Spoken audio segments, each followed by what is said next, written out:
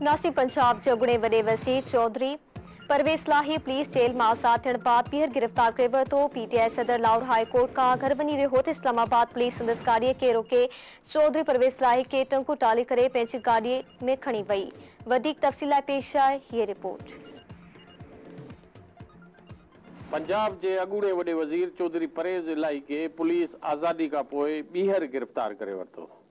PTI सदर Lahore high court का घर वञी रहियो हो त इस्लामाबाद पुलिस संदसि गाॾी के रोके चौधरी परवेज़ लाही के टंगो टाली करे पंहिंजी गाॾी में खणी वई। पुलिस मूजिब चौधरी परवेज़ लाही के 3MPO तहत गिरफ़्तार कयो वियो आहे। पुलिस जो वधीक चवणु आहे त परवेज़ लाही के 15 ॾींहं लाइ अडयाला जेल में नज़रबंद कयो वेंदो। इस्लामाबाद पुलिस चौधरी परवेज़ लाही के गिरफ़्तारी करे इस्लामाबाद रवानो थी वई। मोनिस लाही जो चवणु आहे त अदालती हुकुम ते आज़ाद थियण बैदि मुंहिंजो वालिद घर अची रहियो हो त रस्ते मां खेसि ॿीहर गिरफ़्तार कयो वियो।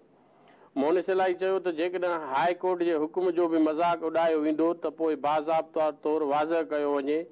उन खां अॻु लाहौर हाई कोर्ट परवेज़ लाही खे आज़ाद करण ऐं खेसि कंहिं बि केस में गिरफ़्तार न करण जो हुकुम ॾिनो हो।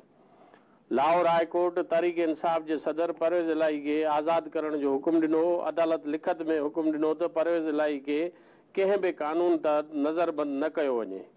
चौधरी परवेज़ लाही तरफ़ां अदालत के घर ताईं सिक्योरिटी फराहम करण जी दरख़्वास्त कई हुई, जंहिं बैदि अदालत पुलिस के परवेज़ लाही के घर छॾण जी हिदायत कई।